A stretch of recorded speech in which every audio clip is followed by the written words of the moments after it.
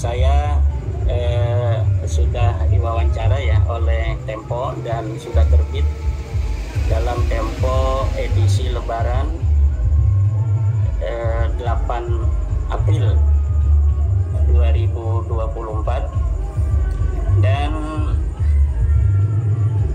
mungkin setelah 144 tahun sejak kedatangan secara masif Ba'alawi ke Indonesia, yang menurut Jajat Burhanuddin itu kan masuk mereka tahun 1880 secara masif ke Indonesia. Berarti hari ini sudah 144 tahun. Mungkin setelah 144 tahun ini baru majalah Tempo yang mengangkat masalah diskursus terputusnya nasab Ba'alawi ini ke media nasional. Saya sangat respect dan saya sangat berterima kasih, walaupun masih ada beberapa catatan dari teman-teman seperti dari Gus Fuad Pleret yang memberi catatan bahwa ruang yang diberikan untuk kesimpulan tesis saya itu terlalu sedikit, hanya 1 lembar dibanding dengan seluruh berita tentang Habib Ba'alawi ini yang lebih dari 20 lembar. Juga ada catatan saya baca dari Dr. A.S. Hikam yang kenapa di dalam Tempo itu tidak dibicarakan tentang SDNA. Tetapi secara garis besar ini sudah sebuah kemajuan yang luar biasa, di mana saya juga dulu S1-nya kan jurusannya jurusan jurnalistik di UIN Sultan Maulana Hasanuddin. Jadi mengerti bagaimana seorang jurnalis itu di dalam membawakan sebuah berita. Di situ ada opini, di situ ada berita. Berita itu berdasarkan dengan fakta-fakta yang ada pada hari ini. Ya, fakta yang ada pada hari ini ya seperti apa yang ada di Tempo kemarin. Yang pertama adalah adanya fakta bahwa masyarakat kita itu sangat menghormati keturunan Nabi. Yang kedua adalah fakta di mana ada orang satu klan yang mengaku sebagai keturunan Nabi. Yang ketiga adalah adanya fakta suatu lembaga yang mencatat keturunan orang yang mengaku keturunan baginda Nabi. Yang keempat adalah fakta bahwa Wali Songo diklaim sebagai bagian dari Ba'alawi Yaman. Kemudian fakta kelima adalah adanya instruksi dari tesis saya bahwa ternyata para Habib-Habib ini keturunan dari Ubaidillah bukanlah termasuk keturunan dari baginda Nabi besar Muhammad SAW. Itu fakta-fakta yang diberikan oleh Tempo. Kemudian ada opini tentang bagaimana perbudakan spiritual itu sangat masif dipegang oleh sebagian bangsa Indonesia. Ada otokritik dari Mukhtar Lubis di mana dikatakan bahwa bangsa kita memiliki sebuah ciri-ciri bangsa yang masih feodal dan bangsa yang lemah, di mana titik lemah itu adalah salah satunya adalah begitu mengagungkan orang yang mengaku dirinya sebagai keturunan dari baginda Nabi besar Muhammad SAW.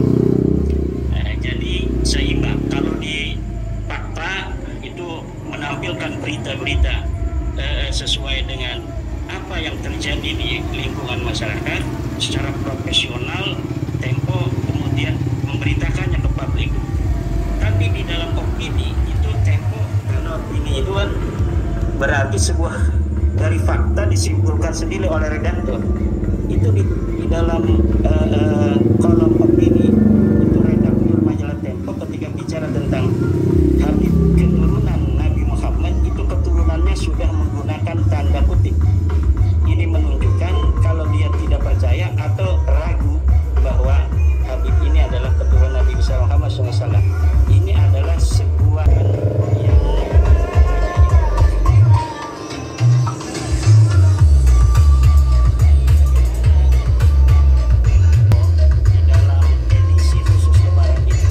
di situ diwawancara bagaimana hasil tesis saya. Saya katakan bahwa Ba'alawi ini tidak terbukti sebagai keturunan baginda Nabi besar Muhammad SAW berdasarkan penelitian kitab-kitab nasab yang ada sejak abad ke-4, ke-5, ke-6, ke-7, ke-8, ke-9, di mana di abad-abad itu Ba'alawi yang mengaku keturunan baginda Nabi dari Ahmad bin Isa melalui anak yang bernama Ubaidillah yang wafat 383 Hijriah.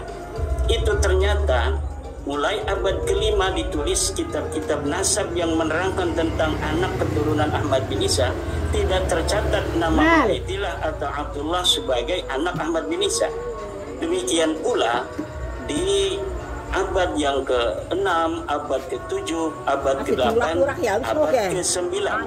Abad ke-9 pun itu kitab nasab yang dicatat yaitu Umdatul Talib karya Ibnu Ainabah itu belum mencatat Ubaidillah atau Abdullah sebagai keturunan daripada Ahmad bin Isa.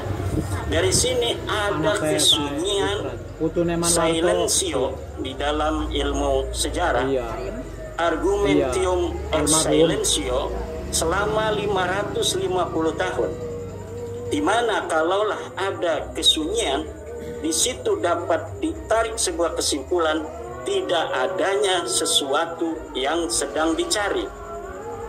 Karena argumentium ex silencio itu adalah argumentasi yang dapat disimpulkan dari ketiadaan penyebutan oleh sejarawan, kecuali kemudian ditemukan sebuah data primer, kitab sezaman yang sering kita ungkapkan yang menyatakan sebaliknya. Marco Polo ketika dia rihlah ke China, dia tidak mencatat adanya tembok Cina. Ketika Marco Polo datang ke Cina, dia tidak mencatat tembok Cina. Bukan berarti tembok Cina itu tidak ada pada zaman Marco Polo. Kenapa? Karena kemudian ditemukan data sejarah yang lebih tua yang menyatakan tembok Cina ini adalah telah ada sebelum Marco Polo ada atau datang ke China. Ini argumentium ex silencio tidak bisa digunakan sebagai dalil untuk kasus tembok Cina karena kemudian telah ditemukan data tua yang mengatakan tembok Cina sudah ada sebelum Marco Polo itu datang ke China. Tetapi untuk kasus Ubaidillah sampai keturunannya itu di abad 9 baru mereka mengaku sebagai keturunan anak Ahmad bin Isa. Ini menunjukkan bahwa memang Ubaidillah ini sama sekali bukan keturunan Ahmad bin Isa. Secara otomatis dia bukanlah keturunan Nabi besar Muhammad SAW. Dan saya juga kemudian di dalam wawancara itu menyinggung tentang tes DNA, bahwa penelitian saya kemudian dikonfirmasi dengan data hasil tes DNA yang telah ada dari klan Ba'alawi 180 orang. Dari semua mereka yang tes DNA tidak ada yang konfirmatif dia keturunan dari baginda Nabi Muhammad SAW, kecuali seperti tadi yang di Ba'alawikan kemudian dia ternyata keturunan Al-Musawi, bukan keturunan daripada Ubaidillah. Nah, di dalam majalah Tempo itu ada konfrontir dari Ustadz Hanif Alatas dan dari Mas Rumel Abbas. Ini yang sudah tampak ini sangat sekali sekarang. Ini sebuah prestasi ini. Mas Rumel ini sudah masuk koran Tempo. Alhamdulillahirabbil alamin. Nah, di situ di dalam konfrontir itu Hanif Alatas menyatakan bahwa sejak abad ke-7 sudah ada kitab yang menyatakan tentang nasabnya Ubaidillah dicatat dalam kitab sampai abad ke-11 katanya. Ini adalah saya katakan sebuah kedustaan karena tidak ada kitab abad ke-7 yang menyatakan bahwa Ubaidillah atau Abdullah sebagai anak daripada Ahmad bin Isa. Kemudian yang ada setelah ditanya lagi oleh wartawan disebutkan itu oleh Hanif Alatas bahwa kitab seperti kitab Asuluk itu walaupun dia meninggalnya 732 itu kan abad ke-8, bukan ada 700-nya berarti abad ke-7. Itu nggak bisa begitu cara bacanya. 732 itu berarti abad ke-8. Kata Hanif Alatas, kitab Asuluk telah mencatat adanya nasab Ba'alawi Habib ini sampai ke Rasulullah pada tahun 732. Saya sudah bantah itu berkali-kali bahwa Syarif Abul Jadid atau Abul Hasan Ali bin Muhammad bin Jadid ini sama sekali tidak ada kaitan dengan Ba'alawi, tidak ada kaitan dengan Habib-Habib yang sekarang ada di Indonesia ini. Dia sudah terputus nasabnya, tertolak oleh Asy-Syajarah Mubarakah bin Jadid ini, kemudian dicangkok oleh Ba'alawi, para Habib-Habib di abad ke-9. Nyangkoknya salah, nyangkok di sesuatu yang ternyata tertolak. Nah, baiklah, tetapi argumen-argumen yang dibangun oleh Hanif Alatas itu sudah saya mentahkan. bahwa nama-nama wa min baiti Abi Alwi yang disebutkan oleh Al-Janadi, situ ada Muhammad bin Ali, ada Hasan bin Muhammad bin Ali, ada punya anak paman namanya Abdurrahman dan sebagainya, tidak terbukti sebagai keturunan daripada Ba'lawi sekarang ini. Kenapa tidak terbukti? Karena Ba'lawi sekarang sudah punya kitab namanya Syamsul Dhahirah. Di dalam kitab Syamsul Dhahirah itu sudah disebutkan ini punya anak ini, punya anak ini punya anak sekian. Nah, ketika kita asuluk abad ke-7 itu menerangkan dia punya anak paman, dia punya anak, dia punya keturunan, dia punya kakek, itu nggak ada yang mirip, nggak ada yang ciples sebagai keturunan daripada Ba'lawi yang ada sekarang. Coba nanti Mas Romel bisa terangkan mungkin tentang nama Muhammad yang punya anak namanya Hasan, punya ayah namanya Ba'lawi, Ali Ba'lawi. Ini Muhammad itu di dalam keluarga Ba'lawi sampai meninggalnya Al-Janadi 732 hanya ada 4. Pertama Muhammad bin Alwi bin Ubaid, yang kedua adalah Muhammad Shahid Mirbad, yang ketiga adalah Muhammad Faqih Muqaddam, yang keempat adalah Muhammad Maula Dalilah. Itu pun dia masih muda sekali. 4 nama Muhammad ini coba lihat di Al-Junud Al-Janadi, di As-Suluk fi Tabaqatil Ulama Al-Muluk. Al-Hasan ini punya ayah namanya Muhammad. Jadi Muhammad itu punya anak namanya Hasan, Muhammad punya ayah namanya Ali. Cari di Syamsul Dhahirah, adakah dari 4 Muhammad yang ada di keluarga Ba'lawi ini yang dia punya ayah namanya Ali, dia punya anak namanya Hasan? Ayah eta. Ayah Muhammad anu boga anak ngaranna Hasan di keluarga Ba'lawi yang dicatat oleh Syamsul Dhahirah. Ini menunjukkan dari satu nama saja bahwa Muhammad yang ada di dalam kitab As-Suluk bukan Muhammad dari keluarga Ba'lawi apa sekarang yang ada di Indonesia dan Yaman. Bin Jadid ini seorang ulama besar.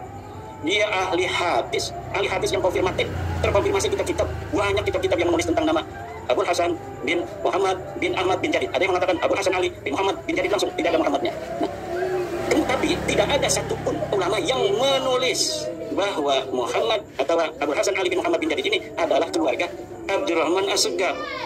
Tidak ada yang mengatakan Jadid bin Abdullah ini punya adik namanya Alwi, punya adik namanya Basri. Tidak ada. Ini menunjukkan bahwa keluarga Jadid nasabnya adalah sesuatu dan keluarga Abdurrahman As-Segaf adalah sesuatu yang lain. Itu tentang argumen ala atas itu. Nah, kalau Mas Romel ini yang sudah hitam lagi rambutnya sekarang ya, kemana itu yang ternyata masih ada ini yang coklat. Nah, saya katakan bahwa apa yang Mas Romel sampaikan di Tempo ada 2 bagian. Yang pertama adalah framing, yang kedua adalah kedustaan. Framing itu yang mana? Framing itu adalah ketika Mas Romel katakan kitab-kitabnya Kiai Imaduddin itu kitab modern. Jadi dia meneliti nasab tidak menggunakan manuskrip, tapi menggunakan kitab-kitab modern yang telah ditahqiq oleh para muhakkik. Itu adalah framing. Akan mengatakan begini, bagaimana seorang peneliti meneliti nasab orang dengan kitab-kitab yang dicetak oleh percetakan yang telah ditahqiq oleh seorang muhakkik yang tidak aman dari interpolasi, tidak aman dari penambahan, tidak aman daripada pengurangan dan lain sebagainya. Saya katakan kitab-kitab yang saya jadikan sebagai referensi di dalam membatalkan nasab Ba'lawi ini, dari mulai Tahtibul Ansab, kemudian Al-Majdi, Muntaqilah, Sajarah Mubarakah, Al-Fahri, Al-Asili, Asabatul Musa, Umdatul Talib, An-Nafah Al-Ambariyah, itu semuanya adalah kitab-kitab mu'tabar yang dijadikan referensi oleh para ulama-ulama nasab hari ini. Coba lihat Murtadha Az-Zabidi, kitabnya itu ditahqiq oleh Tantib, itu di bawahnya menggunakan kitab-kitab yang juga menjadi referensi saya. Di situ Mu'abadin menggunakan Sajarah Mubarakah, menggunakan kitab At-Tahdhibul Ansab, menggunakan kitab Al-Majdi, menggunakan kitab Al-Muntaqilah, menggunakan kitab Al-Asili, Sajarah Mubarakah, Al-Fahri, Asabatul Musa, Umdatul Talib, dan lain sebagainya. Dan jika Mas Romel itu mengatakan seakan-akan tidak percaya tahqiqan dari para muhakkik yang terpercaya itu di dalam mentahqiqnya, seharusnya bisa membawa suatu contoh bahwa misalnya ini kitab As-Sajarah Mubarakah ditahqiq berbeda dengan kitab aslinya, dicetak berbeda dengan kitab aslinya. Kitab aslinya menyatakan ada nama Abdullah, ternyata pas dicetak kok tidak ada nama Abdullah. Apabila maksudnya bisa untuk membawa bukti semacam itu, baru kita bisa terima. Berbeda dengan kitab-kitab yang ditahqiq oleh Ba'lawi, oleh Abdullah Al-Habsyi. Nah, itu saya sudah memberikan contoh-contoh interpolasi yang dilakukan oleh Abdullah Muhammad Al-Habsyi. Jamalul Lail, Yusuf Jamalul Lail. Saya sudah dapat memberikan contoh kitab Abnaul Imam di mana kitab Abnaul Imam itu dicita tidak sesuai dengan manuskripnya. Saya juga dapat memberikan contoh kitab Tarikh Hadramaut, Tarikh Sabar yang dicetak tidak sesuai dengan manuskrip yang aslinya. Nah, ini adalah beberapa contoh bahwa tahqiqan dari Ba'lawi ini muttahamun bil kadhib, tidak dapat dipercaya. Tetapi mengenai framing Mas Rumel tentang bahwa kitab-kitab yang lain itu yang saya jadikan referensi, ada hal yang sama dengan itu, belum bisa memberikan satu bukti bahwa ada kitab-kitab yang dicetak itu yang berbeda dengan manuskrip aslinya. Itu yang pertama yang saya katakan framing. Yang saya katakan kedustaan adalah ketika Mas Rumel di Tempo itu mengatakan sudah ada nama Ubaidillah atau Abdullah disebut sebagai anak daripada Ahmad bin Isa di dalam kitab Al-Arba'in dan kitab Al-Mawahib karya Ali bin Jadid yang wafat 620 dan ditulisnya sekitar 611 atau 636 kata Mas Rumel di Tempo itu. Saya katakan itu dusta karena tidak ada kitab itu ditulis pada tahun 611 atau 636. Kitab itu ditulis baru 55 tahun yang lalu oleh Salim bin Jindan tahun 1960-an. Mungkin kalau misalnya di situ ada keterangan ditulis 611 itu belum menunjukkan apa-apa. Itu harus bisa diteliti rikah itu, apakah rikah itu betul-betul ditulis pada tahun itu ataukah dia hanya salinan, kemudian penyalin yang terakhir tidak menyebutkan tahun salinannya tapi dia mencontoh tahun salinan yang ditulis pada tahun itu. Dan saya kira kitab itu adalah kitab misteri. Arba'in karya Ali bin Jadid itu Abu Hasan Ali bin Jadid, kitab misteri. Al-Mawahib kitab yang belum pernah didengar kecuali oleh Mas Rumel itu. Kemudian ada lagi Mas Rumel katakan bahwa Abdullah atau Ubaidillah telah dicatat sebagai anak Ahmad bin Isa di dalam sebuah kitab karya Abul Qasim An-Nahfat dan Hasan Al-Allal atau Ad-Dalal. Mana kitabnya? Nggak ada sama sekali. Nah, ini yang saya tulis catatan-catatan tentang majalah Tempo. Namun secara garis besar saya mengucapkan terima kasih kepada majalah Tempo yang sangat profesional di dalam mengangkat isu nasab ini, walaupun ada catatan-catatan di mana DNA belum diangkat. Demikian sementara. Assalamualaikum warahmatullahi wabarakatuh. Itu tadi wawancara eksklusif dengan Kiai Haji Imaduddin dengan channel yang sudah dire-upload dari sumber yang belum saya ketahui. Mungkin pemirsa bisa cross-check atau cari di YouTube bagaimana wawancara lengkapnya seperti apa, bahwa ini adalah prestasi atau kado buat Kiai Haji Imaduddin karena selama ini media-media mainstream belum pernah mengangkat isu polemik nasab ini, dan baru kali ini majalah yang luar biasa nasional, majalah Tempo, mengangkat wawancara eksklusif dengan Kiai Haji Imaduddin, walaupun dipandang oleh beberapa rekan Kiai Haji Imad seperti Gus Fuad itu masih ada kekurangan. Namun begitu ditepis oleh Kiai Haji Imad bahwa secara jurnalistik atau kode ilmu jurnalistik itu sudah memenuhi, bahwa independensi Tempo atau fakta yang dikemukakan Tempo itu sudah layak menjadi konsumsi publik. Namun begitu masih sampai detik ini belum ada TV nasional, media nasional seperti TV One biasanya mengangkat pro dan kontra itu ditayangkan di TV ya, tetapi sampai saat ini belum pernah dari TV manapun yang menayangkan atau wawancara khusus membahas polemik nasab. Namun mudah-mudahan ini menjadi titik awal polemik nasab ini akan diangkat oleh media-media lain. Syukur-syukur media TV atau TV yang kelasnya nasional itu tadi, ini adalah polemik, ini adalah kajian ilmiah, tidak ada tendensi apapun lepas dari beberapa pribumi atau rekan-rekan kita yang banyak yang semakin muncul dan menyerang para habaib atau oknum-oknum habaib. Lepas dari itu banyak sekali peran-peran Habib di Indonesia ini yang luar biasa. Kalau saya pribadi, saya ingin mengatakan bahwa ini orang NU seperti saya, tidak ada yang namanya orang NU itu tidak hormat kepada keturunan Nabi. Tapi atas fakta ini orang-orang NU yang husnudon, yang tadinya kecintaan kepada Habib, bagian dari akidah, semakin terbuka mindsetnya. Ini sekedar karya atau penelitian atau kerja ilmiah dari Kiai Haji Imaduddin dan orang-orang yang konten atau